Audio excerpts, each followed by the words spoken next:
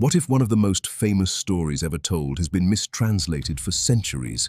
I need you to stop whatever you are doing right now, put your phone down for a second, or actually, no, keep watching, because what I'm about to show you is something that, once you see it, you will never be able to unsee.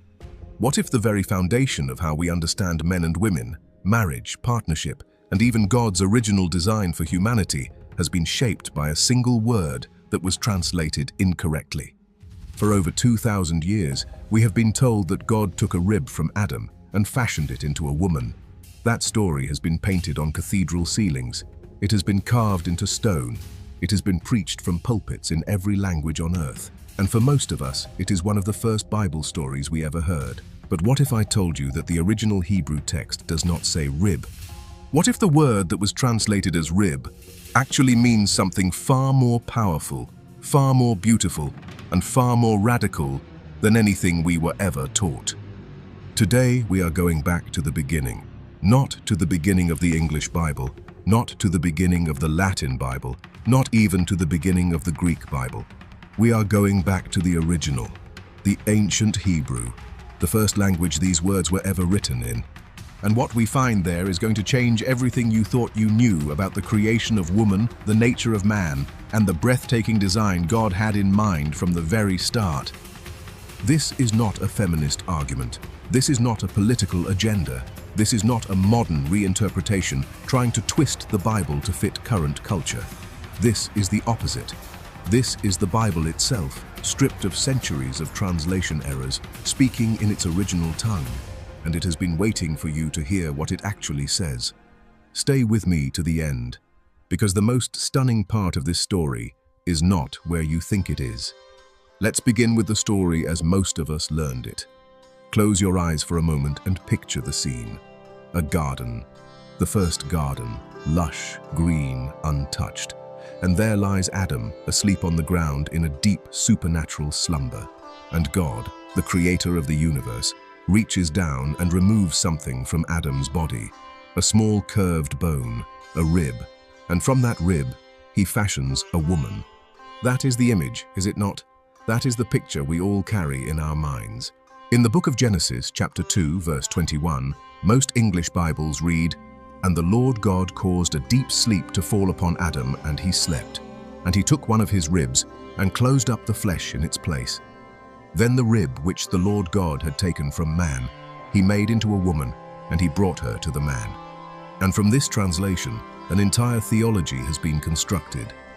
A theology that says Eve was an afterthought, a companion, a helper in the most subordinate sense of the word. She was made from a small bone, a single rib, something Adam would barely miss. Think about what that implies. Really think about it. If Eve was made from just a rib, she was made from a minor, expendable part of Adam. A rib is not the heart. It is not the brain. It is not even a limb. It is a curved bone that protects organs. You can lose a rib and barely notice. Doctors today remove ribs in surgery, and patients walk out of the hospital the next day. And from this translation, centuries of theology emerged. Theology that placed women beneath men. Theology that said the order of creation implied a hierarchy of value. Adam came first, Eve came second. Therefore, Adam was primary and Eve was derivative. Now let me take you somewhere. It is the year 1300 and something. A small village in Europe. A woman sits in a cold stone church. She cannot read. She has never held a Bible in her hands. Everything she knows about God, she knows from the priest who stands above her. And today, the priest is preaching about the creation of woman. He tells her that she was made from a rib, a small bone, an afterthought. He tells her that her place is beneath her husband because that is how God designed it, that her silence is her virtue, that her obedience is her worship. And this woman, sitting in that cold pew, accepts it, not because she is weak, but because she believes it is the word of God. But it was not the word of God, it was the word of a translation, and the translation was wrong. But here is the problem. That assumption, that centuries-old architecture of subordination, rests entirely on one word. One Hebrew word. And that word does not mean what we have been told it means. Are you ready? The word in question is tzelah, In Hebrew, it is written as tselah. This is the word that appears in Genesis 2, verse 21. This is the word that has been translated as rib in nearly every major English Bible translation. But here is what most people do not know, and this is the fact that, once you hear it, will change how you read this passage forever. The word tselah appears 41 times in the Hebrew Bible, 41 times, and in every single one of those other occurrences, not once, not a single time, does it mean rib. Let me say that again because I need you to feel the weight of this. A word that appears 41 times in the scriptures, and only in this one verse, Genesis 2:21, has it ever been translated as rib. In the other 40 occurrences, it means something entirely different. So what does tselah actually mean? It means side, not a bone, not a fragment, not a sliver, a side, a full structural half of something. And I am not asking you to take my word for it. Let me show you. Let me walk you through the Hebrew Bible and show you exactly what this word means every single time it appears. In Exodus chapter 25, when God gives Moses the instructions for building the Ark of the Covenant, he describes the tselah of the Ark, the sides of the Ark, not the ribs, the full structural sides, 2 rings on one tselah, 2 rings on the other tselah. These are the 2 halves of the sacred chest that held the tablets of the law. In Exodus chapter 26, the word appears again when describing the tabernacle itself, the tselah of the tabernacle, the sides of the dwelling place of God. These are not small bones, these are massive architectural structures, walls, load-bearing sides that held up the very house of God. In 1 Kings chapter 6, when Solomon builds the temple, the word tselah is used to describe the side chambers of the temple. These are entire rooms, whole structural extensions of the building. In Ezekiel chapter 41, the prophet describes his vision of the future temple, and again the word tselah appears to describe the side chambers, full architectural spaces. In 2 Samuel chapter 16, tselah is used as a place name referring to the side of a hill, a geographic feature, a massive landform. Do you see the pattern? Every single time this word appears outside of Genesis 2, it refers to something large, something structural, something that constitutes a full side or half of a larger whole. Walls of temples, sides of arks, chambers of buildings, faces of hills, and yet in the one verse that has shaped our entire understanding of woman's origin, translators chose the word rib, a small bone, a minor fragment. Why? That is the question. And the answer takes us on a journey through 3 languages, 2,000 years, and one of the most consequential translation errors in human history. But before we get there, I need to show you something else, because the mistranslation of tselah is only the first surprise in this passage, and the second one is even more stunning. The text says that after God took the tselah from Adam, he made it into a woman. But the Hebrew word used here is not the word for made. It is not the word asa, which is the common word for making something. It is not even the word yatsar, which is the word used just verses earlier when God formed Adam from the dust of the ground. Yatsar is a potter's word. It means to mold, to shape, to press clay into form. The word used for the creation of Eve is completely different. The word is bana, and bana means to build, to construct, to architect. Let that land for a moment. God did not mold Eve like clay. He built her like a temple. This is a construction term, an engineering word. When the Bible describes Solomon building the temple, it uses bana. When it describes Nehemiah rebuilding the walls of Jerusalem, it uses bana. When it describes the construction of cities and fortresses and the tabernacle itself, it uses bana. God did not casually form Eve. He did not pinch a bone and breathe on it. He built her. He architectured her.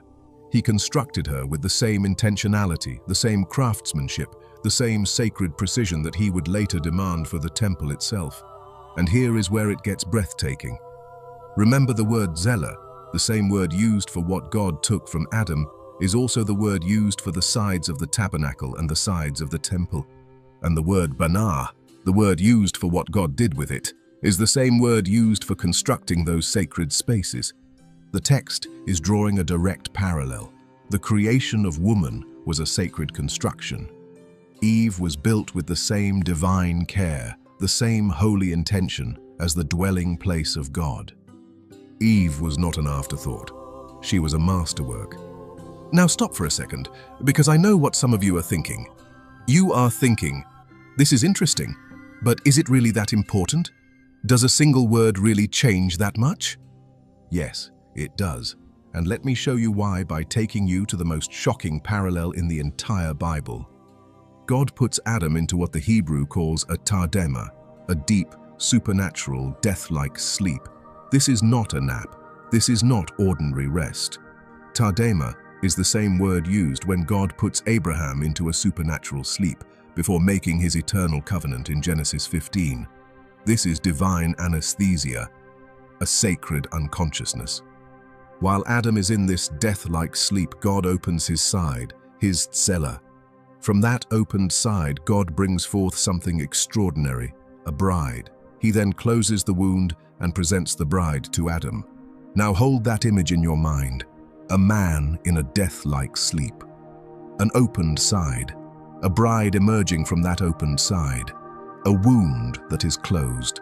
Thousands of years later, on a hill outside Jerusalem, another man hangs on a cross. He enters the deepest sleep of all, the sleep of death itself. And while he hangs there, a Roman soldier takes a spear and pierces his side. And from that opened side, blood and water flow out. And from that sacrifice, from that wound, from that opened side, the church is born, the bride of Christ. Do you see it? From Adam's opened side came Eve, the bride of the first man. From Christ's open side came the church, the bride of the last Adam. That is what Paul calls Jesus in 1 Corinthians 15, the last Adam. The early church fathers saw this parallel, and it shook them. Augustine wrote about it extensively. John Chrysostom preached about it in Constantinople. They understood that Adam's deep sleep was a prophetic shadow of Christ's death, that the first bride came from the first Adam's side, and the final bride would come from the last Adam's side. But here is what makes this parallel so devastating for the Rib translation. This typology only works if what came from Adam's side was not a bone, but a bride, not a fragment, but a fullness, not a leftover piece, but an equal partner in the divine story. If Eve was just made from a rib, then the parallel collapses. The church is not a rib of Christ. The church is his body, his fullness, his other side.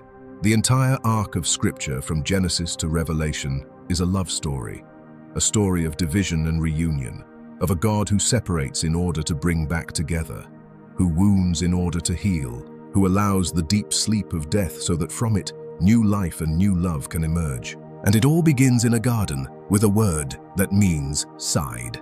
Now, let me take you back to the question I asked earlier. How did this mistranslation happen? Because understanding the how is just as important as understanding the what. Around the 3rd century before Christ, a group of Jewish scholars in Alexandria, Egypt, undertook one of the most ambitious translation projects in history. They set out to translate the entire Hebrew Bible into Greek for the vast Jewish community that now spoke Greek as their primary language. The result was called the Septuagint, and it was in the Septuagint that the first critical shift occurred. The Greek translators rendered the Hebrew word tsela as the Greek word pleura. Now, pleura in Greek can mean side, but it also carries anatomical overtones.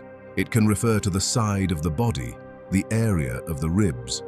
The meaning was still broad, but the seed of narrowing had been planted. Then came Jerome. In the late 4th century, Jerome produced the Latin Vulgate, the translation that would dominate Western Christianity for over 1,000 years. And Jerome made a fateful choice. He translated the passage using the Latin word costa, and costa means rib, specifically a rib bone, not a side, not a half, a bone. And just like that, the massive structural architectural meaning of tsela was reduced to a single small bone. The side became a rib, the half became a fragment, and the theological implications cascaded through the centuries like water through a broken dam. Now, I want to be fair here.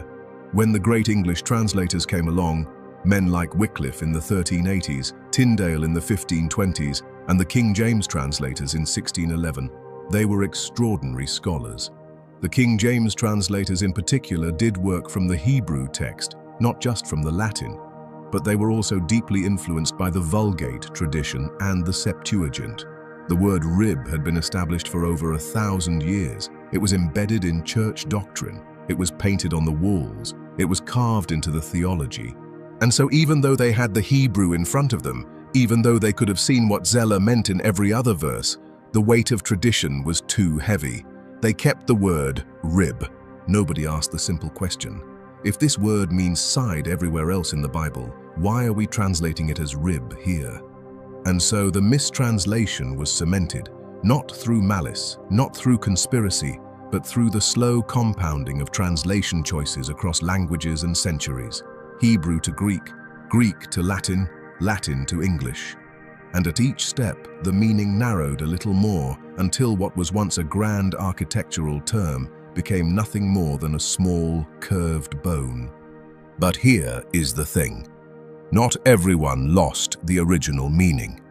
While the Christian world was reading the Latin Vulgate and picturing a rib, the Jewish rabbinical tradition preserved a very different and much older understanding of this passage. In the Talmud, in Tractate Berakot, Rabbi Jeremiah ben Eleazar makes a statement that the first time you hear it sounds almost unbelievable. He says that when God first created Adam, he created him with two faces, two fronts. The original Adam, according to this ancient rabbinical interpretation, was not a single man. He was a dual being, male and female, united in one body. Now, before you dismiss this as strange, listen to where it comes from. The rabbis were doing something very simple. They were reading Genesis chapter 1 alongside Genesis chapter 2, and they noticed a contradiction that most of us skip right over. In Genesis 1 verse 27, it says, "So God created man in his own image. In the image of God he created him. Male and female he created them." Them, plural, male and female, created together in one act. But then in Genesis 2, it describes the creation of woman as a separate event. God puts Adam to sleep, takes something from him, builds a woman. The rabbis asked the obvious question: if God created male and female together in chapter 1, why does chapter 2 describe the creation of woman as if it happened later? Their answer was profound, and it changes everything. Chapter 1 describes the original creation of a unified being, both male and female, one creature containing both. Chapter 2 does not describe a second creation, it describes a separation, a division. God did not create Eve as an afterthought. He divided what was originally one into two. He took the feminine side, the tzela of the original being, and from it he built a separate person. The Midrash Rabbah, one of the oldest collections of rabbinical commentary, goes even further. It describes the original human as having two faces looking in opposite directions, and God divided this being down the middle, creating two complete persons from what had been one. This was not a fringe interpretation. This was not some obscure mystical speculation. This was mainstream rabbinical thought for centuries. The great medieval commentator Rashi, perhaps the most widely read Jewish Bible commentator in history, references it. The Zohar, the foundational text of Jewish mysticism, elaborates on it extensively. Ibn Ezra, one of the most rigorous and respected biblical scholars in Jewish history, acknowledged this reading. The rabbis understood something that was lost in the chain of translation. The creation of Eve was not the extraction of a bone. It was the division of a being. It was not subtraction. It was sacred separation. One becoming two, so that two could choose to become one again. Pause on that for a moment. Let that idea breathe. One becoming two, so that two could choose to become one again. That is not just a theory about Genesis. That is a theology of love. That is what every marriage, at its deepest level, is trying to be. A reunion, a return, a choice to become whole again. Now let us keep going, Because there is another word in this passage that has been just as profoundly misunderstood. And when you see what it really means, the picture becomes complete. In Genesis 2:18, before the creation of Eve, God says something remarkable. He says, "It is not good that man should be alone. I will make him a help meet for him." In Hebrew, the phrase is Ezer Kenegdo. For centuries, the word Ezer has been translated as helper, and in English, helper sounds small. It sounds subordinate. It sounds like an assistant, a sidekick, someone who holds the tools while someone else does the real work. But that is not what Ezer means in Hebrew, and what it actually means will stun you. The word Ezer appears 21 times in the Hebrew Bible, and in the overwhelming majority of those occurrences, it refers to God himself. God is called the Ezer of Israel. In Psalm 33 verse 20, "Our soul waits for the Lord. He is our Ezer and our shield." In Psalm 70 verse 5, "You are my Ezer and my deliverer." In Deuteronomy 33 verse 26, "There is none like the God of Jeshurun who rides the heavens to your Ezer." In Exodus 18 verse 4, Moses names his son Eliezer, which means, "My God is Ezer," because God rescued him from the sword of Pharaoh. Is God a subordinate helper? Is God an assistant? Is God someone who holds the tools while you do the real work? Of course not.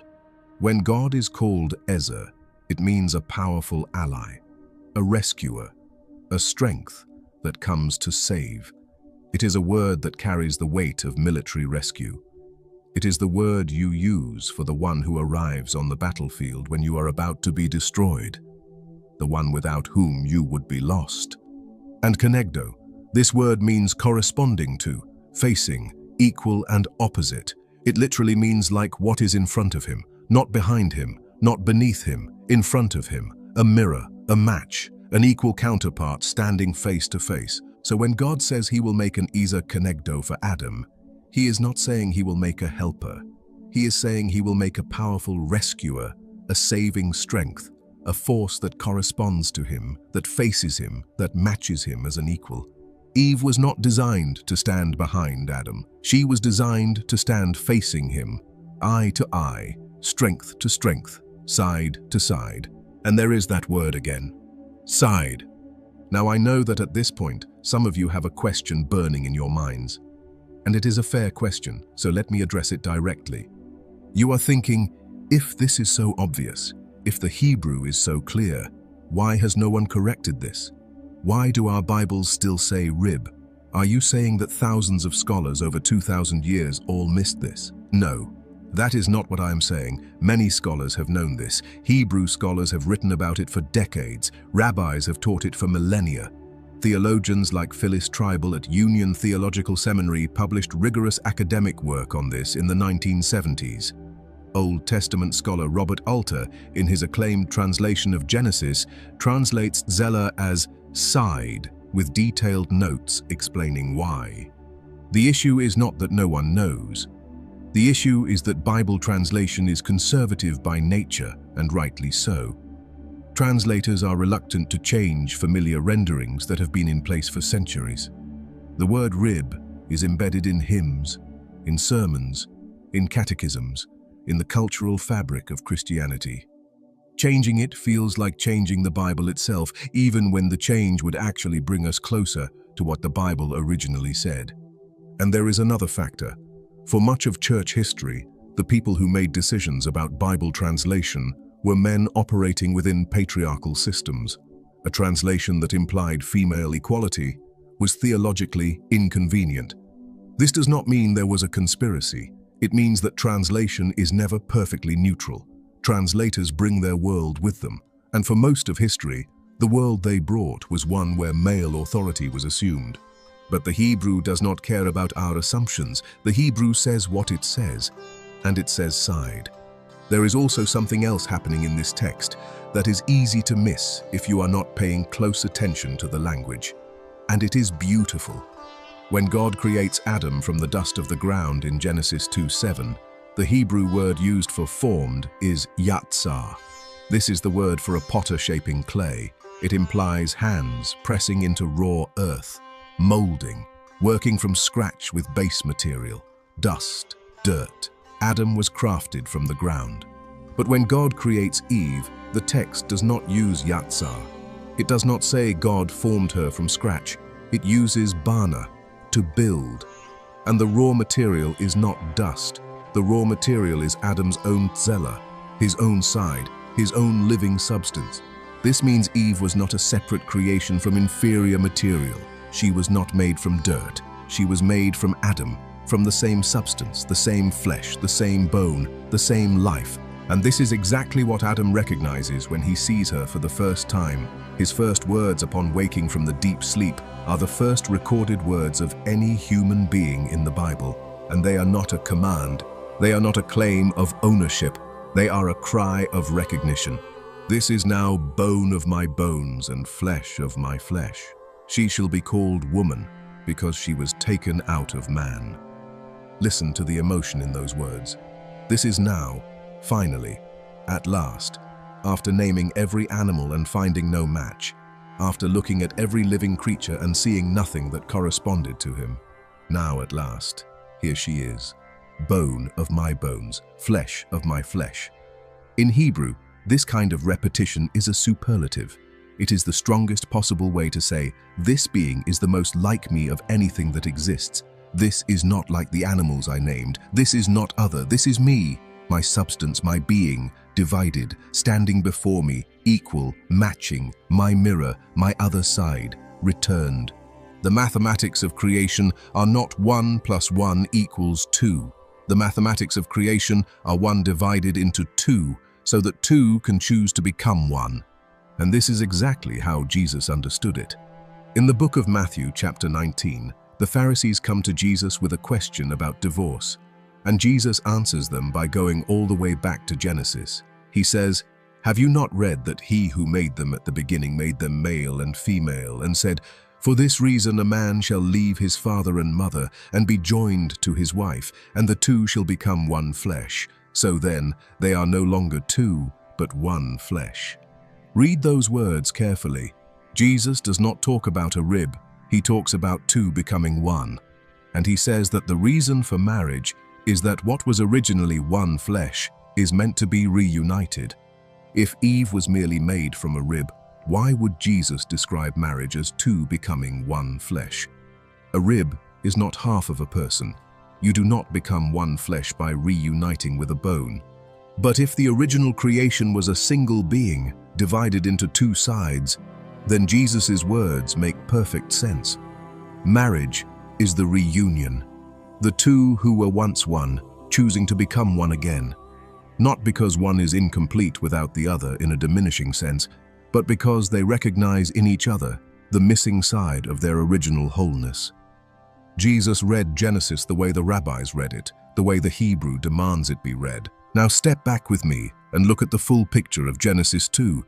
Because the creation of Eve does not happen in isolation. It happens within a carefully designed narrative, and every detail matters. God creates a garden. He places Adam in it. He gives Adam meaningful work. He brings the animals before Adam, and Adam names them one by one. And in the process of naming them, Adam begins to notice something. Every creature has a counterpart. Every animal has a corresponding partner. The lion and the lioness, the ram and the ewe, pair after pair after pair. But Adam has no one. The text says, "But for Adam there was not found a helper corresponding to him." This is not God making a mistake. This is not God forgetting to create a partner. This is intentional. God wanted Adam to feel the absence before he filled it. He wanted Adam to name every living creature and reach the end of the list and feel the ache, the incompleteness, the loneliness of having no corresponding side. Because you cannot fully appreciate what you have until you have felt what it is like not to have it. And only then, only after Adam has experienced the full weight of that incompleteness, does God act. He puts Adam into the Tardema, the deep sacred sleep. He opens his side. He takes the Tzela. He builds the woman. And then, the text says something exquisite. God brought her to Adam. He did not just create Eve and set her down somewhere in the garden for Adam to stumble upon. He brought her, he walked her over, he presented her. Like a father walking his daughter down the aisle, like a giver presenting the most sacred gift, like an artist unveiling a masterpiece. This is the first wedding, and the officiant is God himself. And what does this wedding celebrate?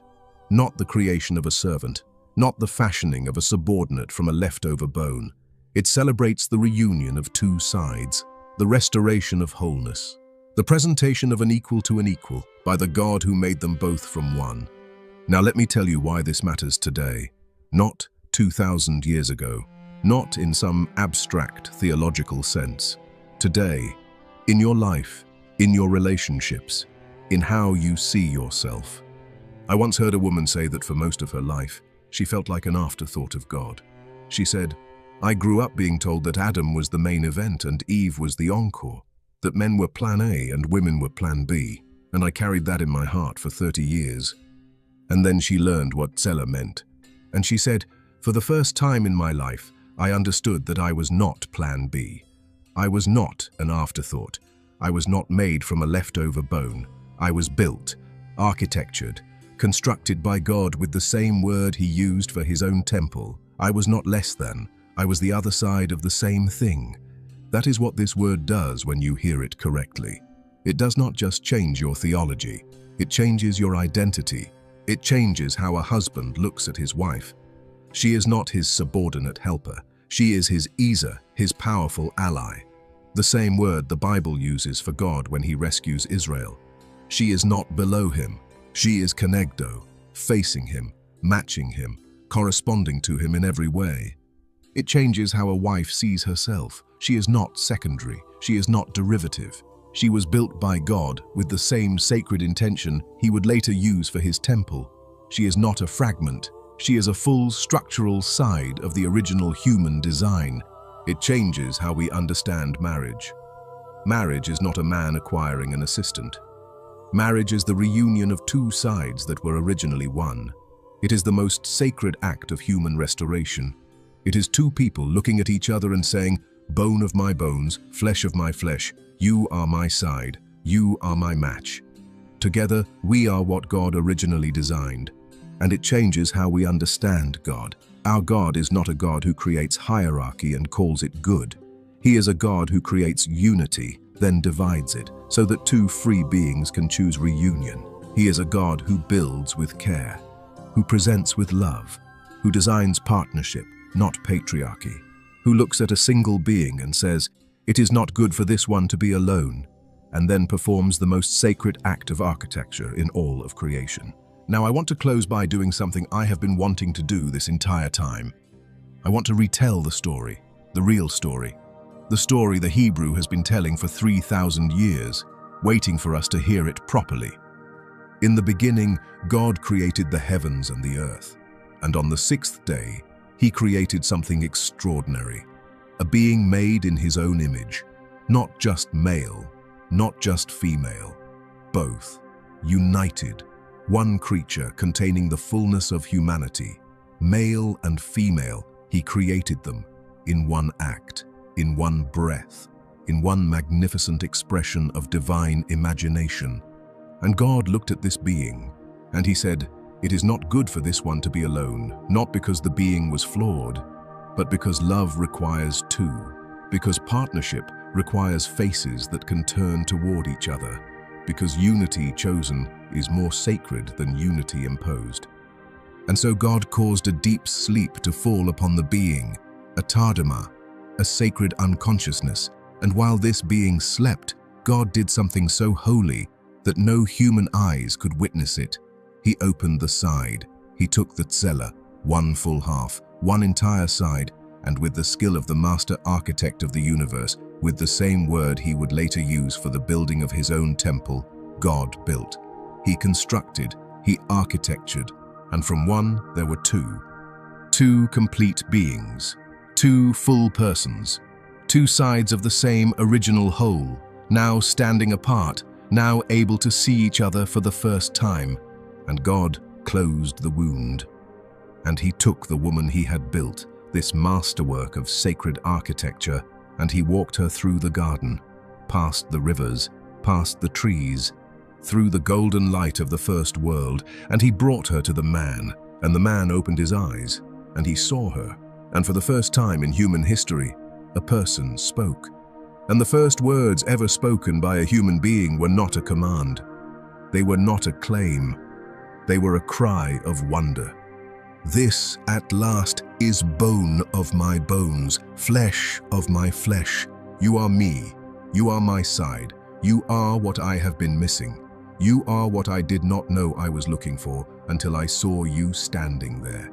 And in that moment, in that garden, in that first look between the first two faces, the story of humanity began. Not as a hierarchy, not as a chain of command, but as a love story. A story of two sides, separated by God so that they could turn and face each other and choose freely to become one again. That is the story the Hebrew tells. That is the story that was always there, hidden in a word, waiting in a language, preserved by rabbis who refused to let it be forgotten. And now you have heard it. The next time you read Genesis 2, hear it differently. When you read that God took something from Adam, do not think of a bone, think of a side, an entire half. When you read that God made a woman, do not think of casual formation. Think of sacred architecture. When you read that God brought her to the man, do not think of delivery. Think of the first wedding. And when you read the word helper, think of the God of Israel, who is himself called by the same word. This is the true story of Eve. Not a woman made from a bone, but a woman built from a side. Not a lesser being, but an equal partner. Not an afterthought, but a masterpiece. Not a servant, but a strength. And this is the true story of all of us. We are designed for partnership. We are created for equality. We are built for union. And the God who divided us is the same God who invites us back together. Go back to the Hebrew. Listen to what it actually says, and let the truth that has been hidden in plain sight for 3,000 years set you free. If this changed how you see this story, share it with someone who needs to hear it. Subscribe for more deep dives into the hidden treasures of the original biblical text. And remember, the Word of God is always deeper than our translations of it. Until next time, Shalom.